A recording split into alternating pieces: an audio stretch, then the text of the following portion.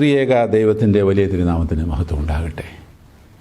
എന്നെ കേൾക്കുന്ന എല്ലാവരുമേ, പെന്തിക്കൊസ്തി പെരുന്നാളിന് ശേഷം വരുന്ന വെള്ളിയാഴ്ച സ്വർണ്ണ വെള്ളിയാഴ്ച എന്നാണ് അറിയപ്പെടുന്നത്. പെന്തിക്കൊസ്തി പെരുന്നാളിൽ പരിശുദ്ധാത്മാവിൻ്റെ നിറവ് ലഭിച്ചതായ കർത്താവിൻ്റെ ശിഷ്യന്മാർ സുവിശേഷം പ്രസംഗിക്കുവാനും അത്ഭുതങ്ങൾ പ്രവർത്തിക്കുവാനും ഇതെല്ലാം കണ്ടുകൊണ്ട് അനേകർ സഭയിലേക്ക് ചേരുവാനും ഇടയായി എന്നുള്ളത് വിശുദ്ധ അപ്പസ്തോല പ്രവൃത്തികളിൽ നമ്മൾ വായിച്ച് മനസ്സിലാക്കുന്ന സംഗതിയാണ്. ഈ കാലത്ത് എല്ലാവരും ഒരുമിച്ച് ഏക മനസ്സായിരുന്നു. അനേകം ആളുകൾ തങ്ങളുടെ സമ്പാദ്യങ്ങൾ വിറ്റ് ശിഷ്യന്മാരുടെ കാൽക്കൽ സമർപ്പിച്ചു.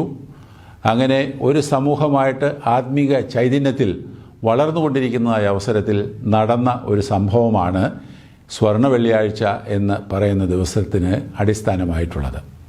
അപ്പസ്തോല പ്രവൃത്തികൾ 3-ാം അധ്യായം 1 മുതൽ 11 വരെയുള്ള വാക്യങ്ങളിൽ വിവരിക്കുന്നതനുസരിച്ച് ഒരു ദിവസം പരിശുദ്ധ പത്രോസ് ശ്ലീഹായും യോഹന്നാൻ ശ്ലീഹായും 9-ാം മണി സമയത്തെ പ്രാർത്ഥനയ്ക്കായി ദേവാലയത്തിലേക്ക് പ്രവേശിക്കുന്ന അവസരത്തിൽ സുന്ദരം എന്ന വാതിൽക്കൽ ഭിക്ഷ യാചിച്ചുകൊണ്ടിരുന്ന ഒരു മുടന്തനെ സൗഖ്യമാക്കുന്ന സംഭവമാണ് ഈ ദിവസത്തിന് ആധാരമായിട്ടുള്ളതായ വേദപുസ്തക അടിസ്ഥാനം.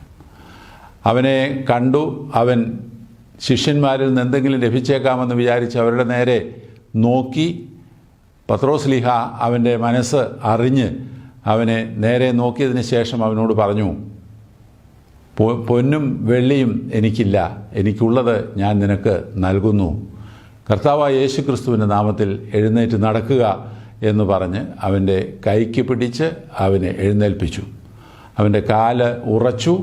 അവൻ സന്തോഷത്തോടെ തുള്ളിച്ചാടി അവരോടൊപ്പം ദേവാലയത്തിൽ പ്രവേശിച്ച് പ്രാർത്ഥനയിൽ സംബന്ധിച്ചു. ഇത് കണ്ട ജനങ്ങളെല്ലാം വളരെയധികം അത്ഭുതപ്പെട്ടു എന്നുള്ളതാണ് വിശുദ്ധ ഗ്രന്ഥത്തിൽ രേഖപ്പെടുത്തിയിരിക്കുന്നത്. കർത്താവിൻ്റെ പ്രവർത്തകർ, ക്രിസ്തീയ പ്രവർത്തകർ, ക്രിസ്തീയ നേതാക്കൾ ഏത് രീതിയിലായിരിക്കണം പ്രവർത്തിക്കേണ്ടത് എന്നുള്ളതിനെ സംബന്ധിക്കുന്ന ഒരു സൂചന കൂടെയാണ് ഈ സംഭവത്തിൽ നമുക്ക് ലഭിക്കുന്നത്. ധനം കൂട്ടിവെക്കുന്നതിലല്ല, അത് ആവശ്യക്കാരന് കൊടുക്കുന്നതിലായിരിക്കണം നമുക്ക് ഏറ്റവും കൂടുതൽ ശുഷ്കാന്തി ഉണ്ടാകേണ്ടത്. ആദ്യം നമുക്കുള്ളത് കൊടുക്കുക. പരിശുദ്ധനായ പത്രോസ് ലീഹായുടെ കാൽക്കൽ അനേകർ അവരുടെ സമ്പാദ്യങ്ങൾ വിറ്റ് കൊണ്ട് കാഴ്ചയായി സമർപ്പിക്കുന്നുണ്ടായിരുന്നു. എന്നാൽ അതെല്ലാം വരുന്നതിൻ്റെ പിന്നാലെ തന്നെ ആവശ്യക്കാർക്ക് വിതരണം ചെയ്യുന്ന ഒരു പതിവാണ് ആ ആദിമ സഭാ സമൂഹത്തിൽ ഉണ്ടായിരുന്നത്. അതുകൊണ്ടാണ് പരിശുദ്ധനായ പത്രോസ് ലീഹ പറയുന്നത്, പൊന്നും വെള്ളിയും എൻ്റെ കയ്യിലില്ല, എനിക്കുള്ളത് ആത്മീക ചൈതന്യമാകുന്നു. കർത്താവായ യേശു ക്രിസ്തുവിൽ നിന്ന് പരിശുദ്ധാത്മാവിൻ്റെ നിറവിൽ നിന്ന് പ്രാപിച്ചതായ ആത്മീക ചൈതന്യം അത് നിനക്ക് ഞാൻ തരുന്നു എന്നുള്ളതാണ് ഇവിടെ സൂചിപ്പിക്കപ്പെടുന്നത്. നമുക്കുള്ളത് മറ്റുള്ളവർക്ക് ആദ്യം കൊടുക്കുവാനായിട്ട് നമുക്ക് സാധിക്കണം. അത് ലൗകികമായിട്ടുള്ളതായ ധനസമ്പാദ്യങ്ങൾ ആകണമെന്നില്ല.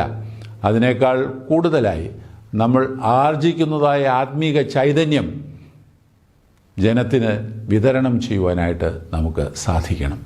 ഈ സംഭവം സഭയുടെ ഒരു ചെറിയ പെരുന്നാളിൻ്റെ അടിസ്ഥാനമായിട്ട് സഭ കണക്കാക്കിയാണ് ഈ ദിവസത്തെ പെരുന്നാളുകളുടെ പട്ടികയിൽ ഉൾപ്പെടുത്തിയിട്ടുള്ളത്. എന്നാൽ സഭയിൽ വിവിധ തരത്തിലുള്ള പെരുന്നാളുകളുണ്ട് എന്നുള്ളത് നമുക്കറിയാം. കർത്താവായ യേശു ക്രിസ്തുവിനോട് ബന്ധപ്പെട്ട ഏറ്റവും പ്രധാനപ്പെട്ട പെരുന്നാളുകൾ, അതിന് താഴെ 2-ാം തരത്തിലുള്ള പെരുന്നാളുകൾ, നോമ്പുകളൊക്കെ വീടുന്ന ദിവസങ്ങളാണ്. അതിനും താഴെ 3-ാം തരത്തിലുള്ളതായ പെരുന്നാളുകൾ. എന്നാൽ ഈ പെരുന്നാൾ ഈ 3 തരത്തിലും പെടുന്നതല്ല, അതിന് പുറത്തു നിൽക്കുന്നതാണ്. എല്ലാ പള്ളികളിലും വിശുദ്ധ കുർബാന അന്നേ ദിവസം അർപ്പിക്കണമെന്നുള്ളതായ ശക്തമായ കൃത്യമായ നിബന്ധനകളൊന്നുമില്ല. എന്നിരുന്നാലും പെരുന്നാളുകളുടെ പട്ടികയിൽ ഈ കാര്യം ഇടം പിടിച്ചിരിക്കുന്നു. കാരണം ക്രിസ്തീയ പ്രവർത്തകർ എങ്ങനെയാണ് തങ്ങളുടെ ദൗത്യം പൂർത്തീകരിക്കേണ്ടത് എന്നുള്ളതിനെക്കുറിച്ച് ശക്തമായിട്ടുള്ള ഒരു സൂചനയാണ് ഇവിടെ ലഭിക്കുന്നത്. നമുക്കും പത്രോസ് ശ്ലീഹായുടെയും യോഹന്നാൻ ശ്ലീഹായുടെയും ഉദാഹരണം പിന്തുടർന്ന് അവരെ പോലെ പ്രവർത്തിക്കുവാൻ ദൈവത്തിൻ്റെ പരിശുദ്ധാത്മാവിനെ അയച്ച് നമ്മളെ ശക്തരാക്കട്ടെ എന്ന് പ്രാർത്ഥിക്കുന്നു.